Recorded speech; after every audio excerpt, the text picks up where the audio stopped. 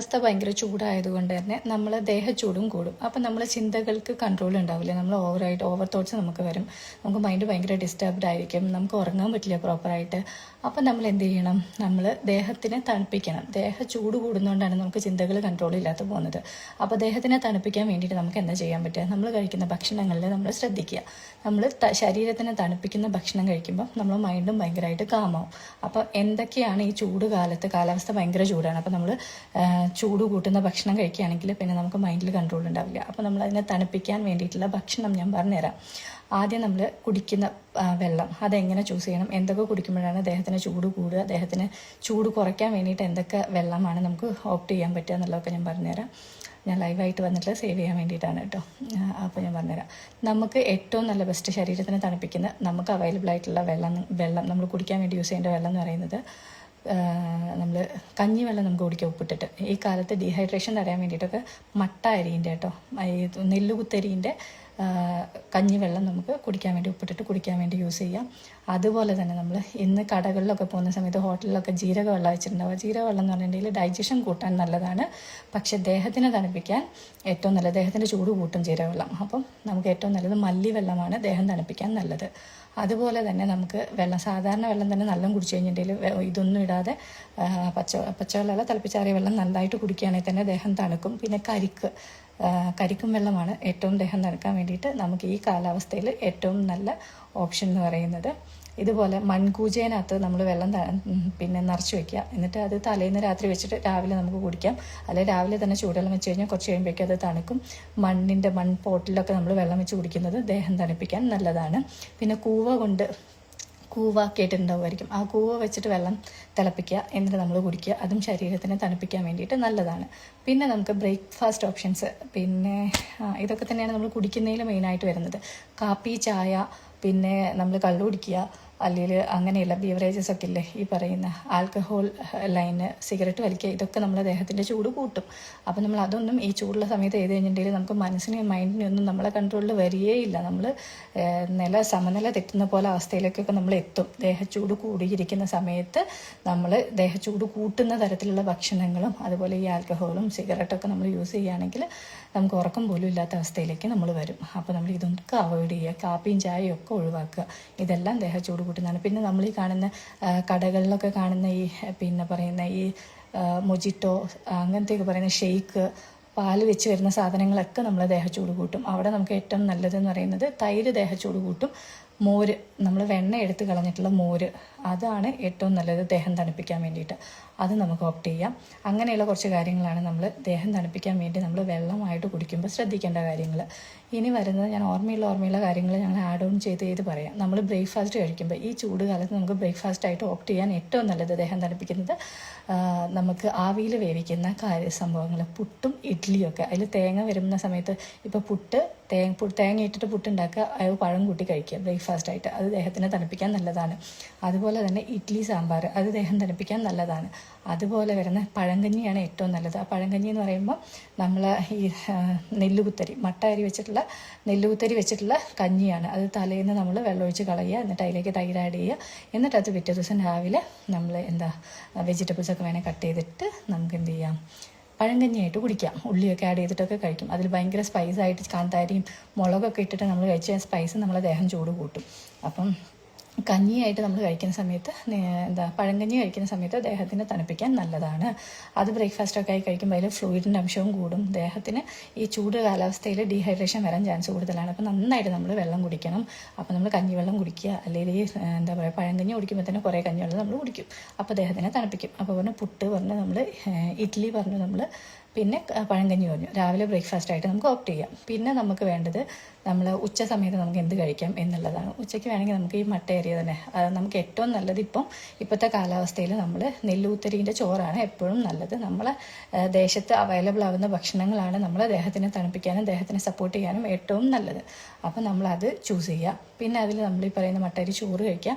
അതിൻ്റെ ഒപ്പം തന്നെ നമ്മൾ കറികളായിട്ട് നമ്മൾ ഉപ്പേരി, സ്പൈസൊന്നും അധികം മസാല, എരിവും പുളിയൊക്കെ അധികം ആഡ് ചെയ്യാതെ ഉപ്പേരി എന്ന് പറയുന്നത് വേറെ നാട്ടിൽ പറയുക തോരൻ എന്നൊക്കെ പറയുന്ന സംഭവം വെറുതെ വേവിച്ചെടുക്കുക, അല്ലെങ്കിൽ ആവിയിൽ വേണമെങ്കിൽ നമ്മൾ കഷ്ണങ്ങളിട്ട് വേവിച്ചെടുത്ത് അതൊക്കെ പച്ചക്കറിയും പഴങ്ങളും നമ്മൾ ദേഹത്തിന് തണുപ്പിക്കാൻ നല്ലതാണ്. ചില പച്ചക്കറിയും പഴങ്ങൾ മാത്രമേ ദേഹത്തിന് ചൂട് കൂട്ടുള്ളൂ.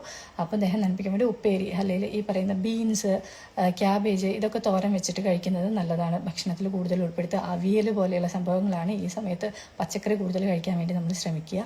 പിന്നെ പറയുന്നത് ഉച്ചയ്ക്ക് അങ്ങനെ ഭക്ഷണം കഴിക്കുക. പിന്നെ നമുക്ക് ഈ ഗോതമ്പ് ഐറ്റംസൊക്കെ നമ്മുടെ ദേഹത്തിൻ്റെ ചൂട് കൂട്ടും. അപ്പോൾ ഈ കാലാവസ്ഥയ്ക്ക് ആപ്റ്റായിട്ടുള്ളത് നമ്മൾ അരിയാഹാരങ്ങൾ തന്നെയാണ്.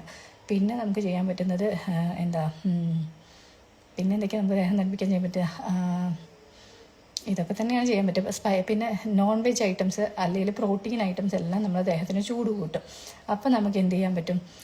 ഈ പ്രോട്ടീനൊക്കെ നമ്മൾ കട്ട് ചെയ്യുന്ന വെജ് പ്രോട്ടീനാണ് കുറച്ചുകൂടി നല്ലത്. പിന്നെ നോൺ വെജ് ആയിട്ടുള്ള സംഭവങ്ങൾ നമ്മൾ പ്രോട്ടീൻ സോഴ്സിന് വേണ്ടി ഡിപ്പെൻഡ് ചെയ്യുമ്പോൾ നമ്മൾ ദേഹച്ചൂട് കൂട്ടും. അത് ഭയങ്കര പ്രശ്നമാണ്. മെറ്റബോളിക് റിലേറ്റ് ചെയ്തിട്ട് നമുക്ക് ഇഷ്യൂസ് ഭയങ്കരമായിട്ട് വരും. അപ്പോൾ നമുക്ക് അവിടെ ചെയ്യാൻ പറ്റുന്ന കാര്യം എന്ന് വെച്ചിട്ടുണ്ടെങ്കിൽ വെജ് പ്രോട്ടീൻസ് നമ്മൾ ഓപ്ഷനായിട്ട് വയ്ക്കുക.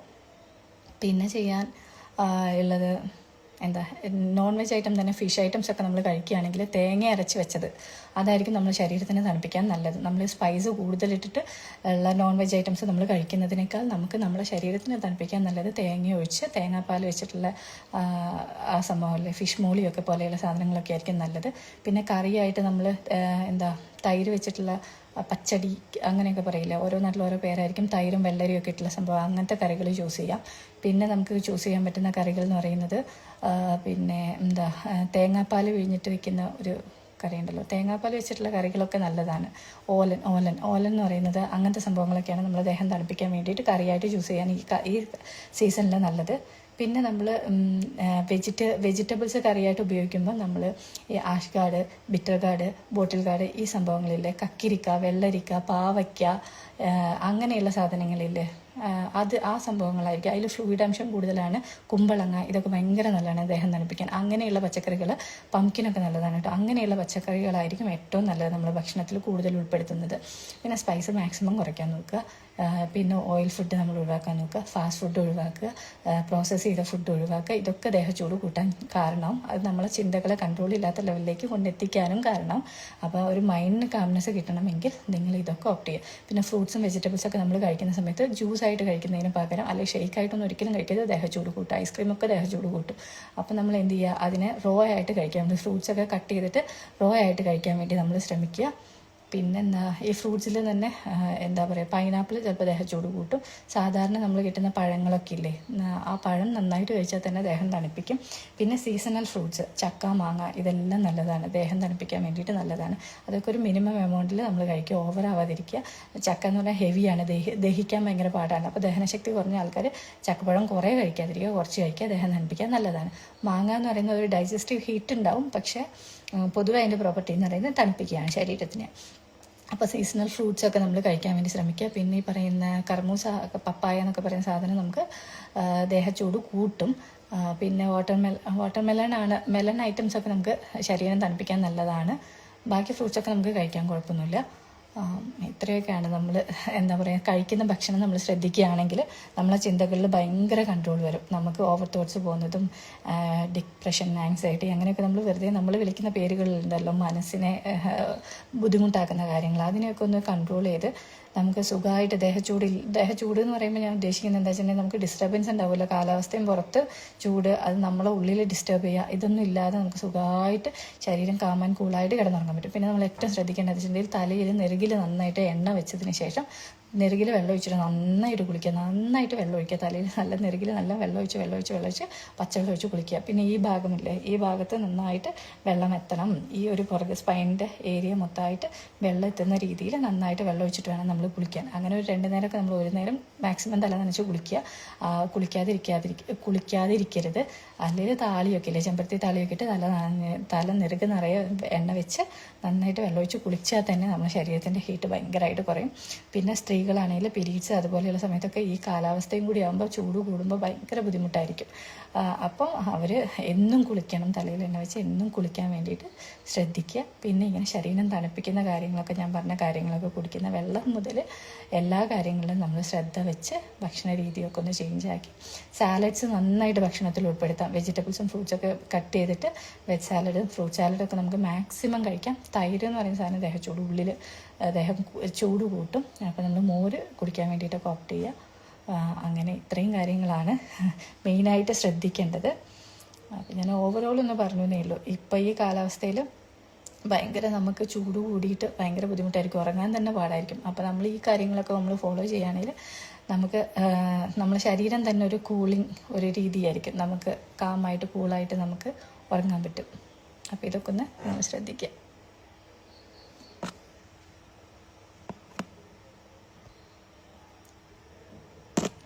കട്ട് ചെയ്യാൻ